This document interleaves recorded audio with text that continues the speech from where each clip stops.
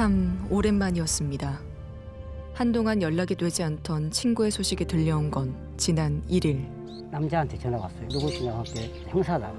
그러면서 정병준에 대해서 아냐? 안다. 죽었다. 그런 형식으로 말한 것 같은데 깜짝 놀랐죠. 지난 1일 오전 7시 20분 병균 씨는 112에 전화를 걸어 죽음을 암시하는 말을 남겼습니다.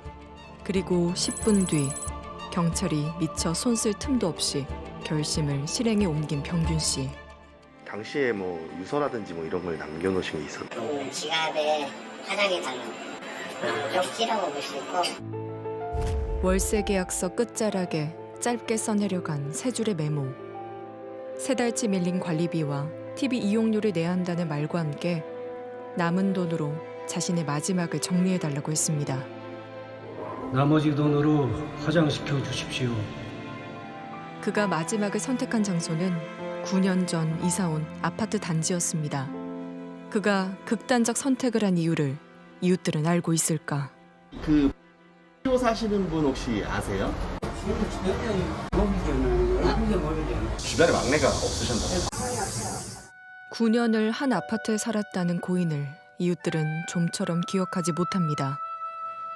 분명 곁에 살고 있었지만 마치 없는 것처럼 지내던 조용한 이웃이었습니다. 그에겐 어떤 사정이 있었던 걸까?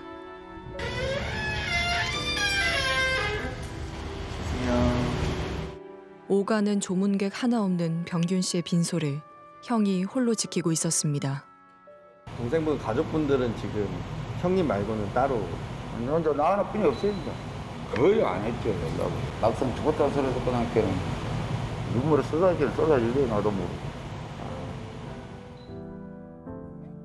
올해 나이 61. 병균 씨는 참으로 쓸쓸하게 마지막을 맞이했습니다.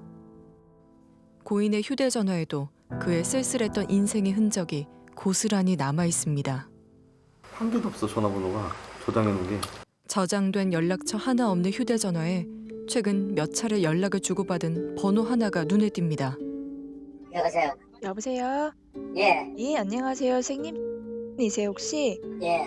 남잔 병균 씨의 50년 지기 친구였습니다. 살림 두 번은 차렸는데 남의 딸 고생시키기 싫어서 헤어졌다 그런 말은 했습니다.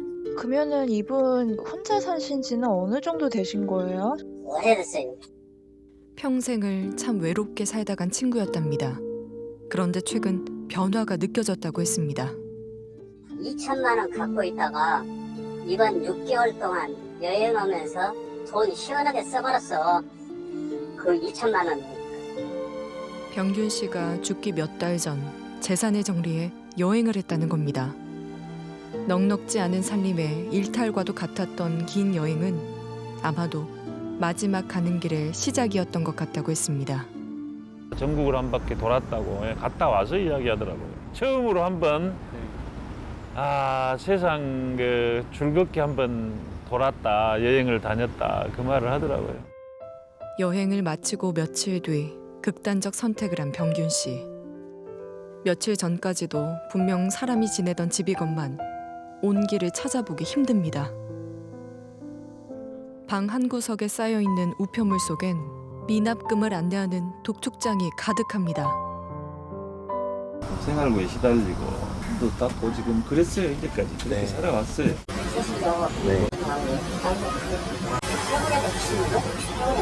그럼 69년이면 10살 때부터 일을 하신 거예요?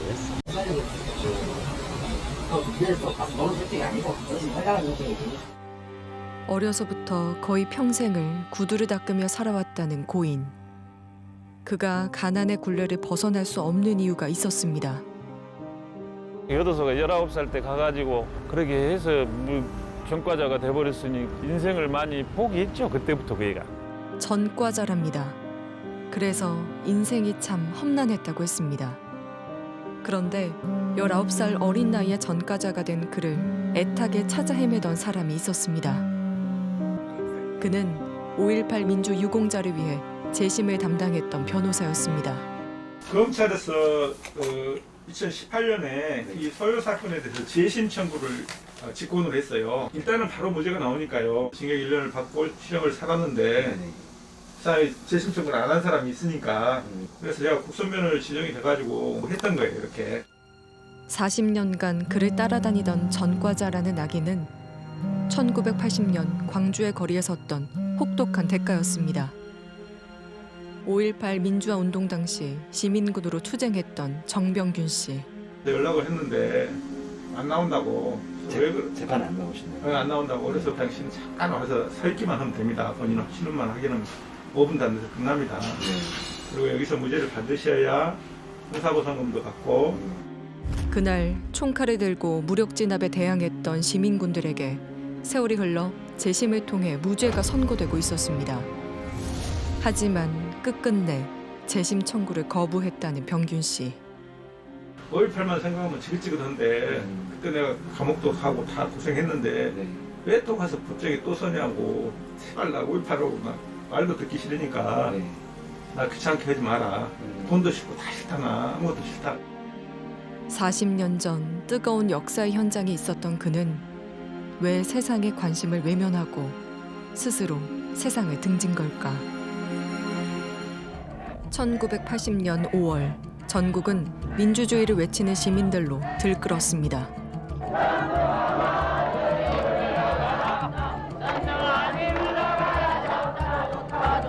계엄령 해제와 전두환 퇴진을 요구했던 시민들. 군인들은 그들을 폭도로 규정하고 무력 진압에 나섰습니다.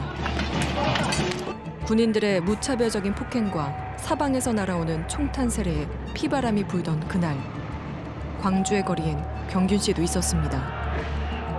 그의 나이 19이었습니다. 그 무렵 병균 씨는 부모를 잃은 아이들이 모여 살던 광주의 한 시설에서 지냈습니다. 비슷한 처지의 아이들과 청년들이 자립할 수 있도록 돕는 시설이었습니다. 11살에 이 시설에 입소한 병균 씨는 구두를 닦아 모은 돈으로 야간 학교를 다니며 공무원의 꿈을 키우던 소년이었습니다. 이것이 긴 것 같기도 한데 어디요? 여기요. 누구시요? 그 병준이가 이것이 긴 것 같고 그런데 정확히 요분 입 이렇게 약간 살짝 벌리고 계신 분? 여기가 저때 병균 씨는 좀 기억이 나세요? 장난꾸러기였죠. 장치고 네. 이 선배들 차로 약 올려먹고 장난기가 있었죠. 예. 제 한 몸을 건사하기도 녹록지 못한 형편의 아이들이었지만 시대의 시련은 아이들이라고 해서 비켜가지 않았습니다. 여기 원장님은 5.18 당시에도 절대 나가지 말고 해라 했는데 그것들이 보니까 안 나갈 수가 없지 않습니까? 원장님 뭐 기도하신다던가 이제 안집에 들어가실 때 도망가서 그렇게 하고 다녔죠. 하고 와가지고는 또 모른 척하고 몰래 갔다가 몰려오고 그랬죠. 안 한 것 같이. 시설 친구들과 거리에 나섰던 병균 씨는 군부 독재의 민낯을 마주했습니다. 군인들의 총칼에 죽어간 시민들의 시신을 수습하는 일을 했다는 어린 소년. 병진 같은 경우는 굉장히 부진일을 했지 않습니까? 시체에 친다든가 죽은 것을 친다는 게 힘들지 않습니까? 냄새도 크게. 5월달이라 썩은 냄새가 많이 나요. 썩은 냄새가. 그러니까 빨리빨리 처리해야 되는데 관이 없으니까. 깔아놨다가 이제 안 하시나. 시민들의 저항이 격렬해질수록 그들을 진압하려는 군인들은 더욱 잔혹해졌습니다. 시민들을 향해 총을 쏘고 대검을 장착한 총으로 시민들을 찔렀습니다. 그 무렵 시민들도 무장을 하기 시작합니다. 병균 씨와 친구 몇몇도 군인들의 폭력에 맞서기 위해 직접 총을 들었습니다. 여가 입구였습니다. 그리고 화장실 여기. 예. 그리고 화장실 옆에다 총을 묻었죠. 그때 이제 강주 그것이 끝나고 나서 비닐에다 묻어가지고 이제 반납을 해야 되겠다 생각을 하고 계시죠. 시위 현장에서 총을 들고 싸웠던 19의 시민군 병균 씨는 항쟁이 끝나자 곧 수배자 신분이 됐고 도피 생활을 하게 됐습니다. 자수를 하면은 이제 이렇게 배려를 해준다, 아무 이상 없이. 그래가지고 자수를 했었죠. 근데 병준이가 억울한 게 가니까 체포된 거로 이렇게 돼버리는 거예요. 매일 맞았다도 뭐. 자수를 한 병균 씨는 동료의 이름을 요구하는 경찰에게 모진 고문을 당했다고 합니다.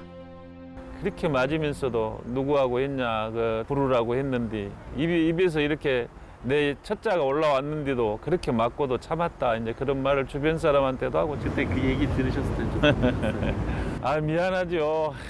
미안하고 난 또 고맙기도 하고 그러죠. 병균 씨는 구속 일주일 만에 징역 1년을 선고받고 곧바로 교도소에 수감됩니다.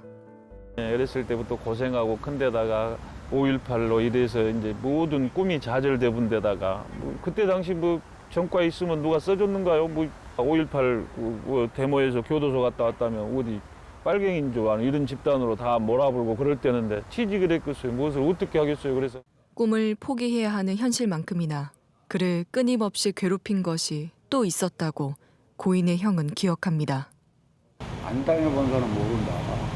옆에 같이 옆에 죽어간 애들이 너는 왜 안 오냐고. 꿈에 그렇게 나타난다. 너는 왜 안 오냐고. 옛날 죽은 사람들 그 시체를 막 치고 그렇게 해놔서 그거 자꾸 생각난다. 트라우마가 있는 것 같더라고요. 벗어날 수 없는 그날의 기억이었습니다.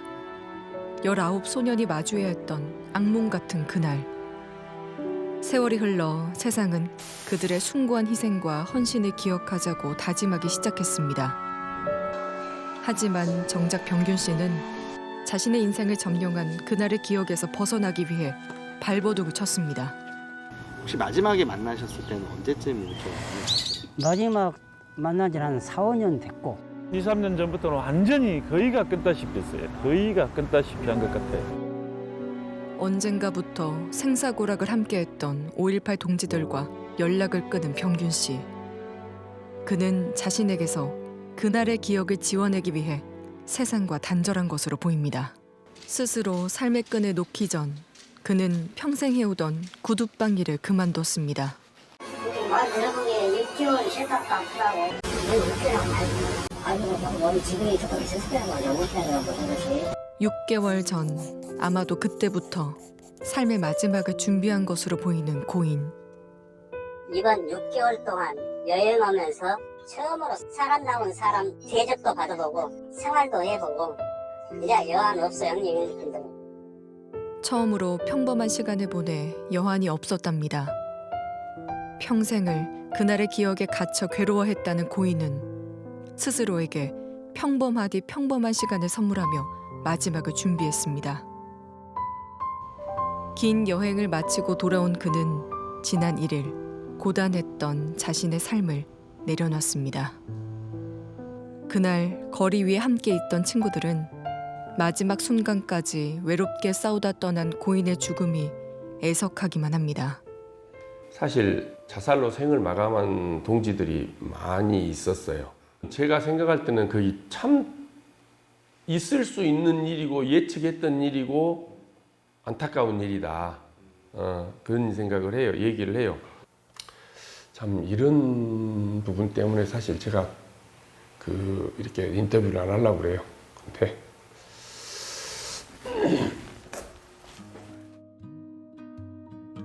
끔찍했던 그날의 기억과 평생을 싸우다 끝내 스스로의 삶마저 놓아버린 이들이 너무나 많습니다.